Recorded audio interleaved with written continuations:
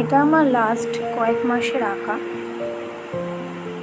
সারাদিনের কাজ, tuition, class সব কিছু কাজ সেরে যখন অবশেষে আঁকতে বসি, সবসময় সময় হয়ে ওঠে না।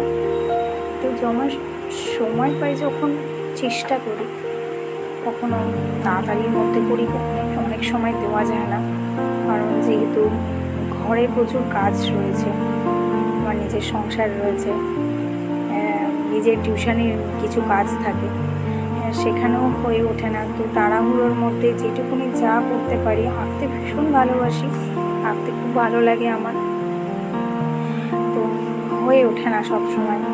তো লাস্ট কয়েক মাসে আমি যেগুলো করার চেষ্টা করেছি, সেইগুলোই আমি এখানে দিলাম।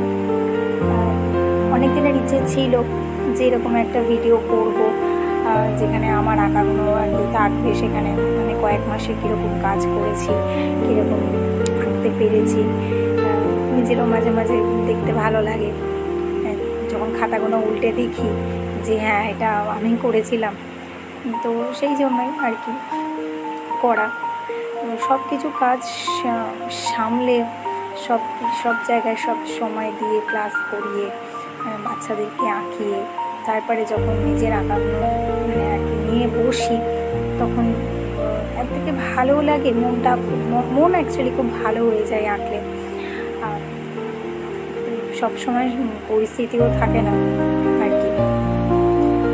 তো যাই হোক, এখানে সেটা আমি দিলাম আমার ভালো লাগার জন্য, আমার জিনিসটা খুব ভালো লাগে আর কি করতে, সেটাই আমি এখানে দিলাম।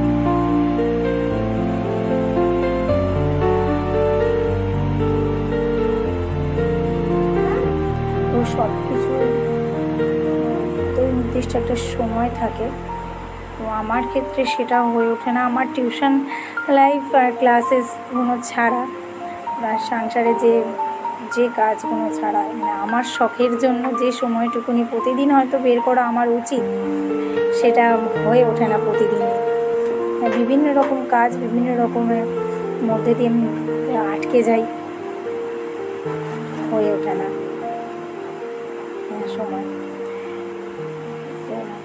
আজকে আমি ঠিক করেই ফেললাম যে ঠিক আছে, লাস্ট কয়েক মাসের যে আঁকাগুলো এঁকেছি আমি, তো সেই আঁকাগুলো আমি একটু এখানে দেবো, একটা নিজের জন্য একটা ভিডিও তৈরি করব, সেটাই দিলাম।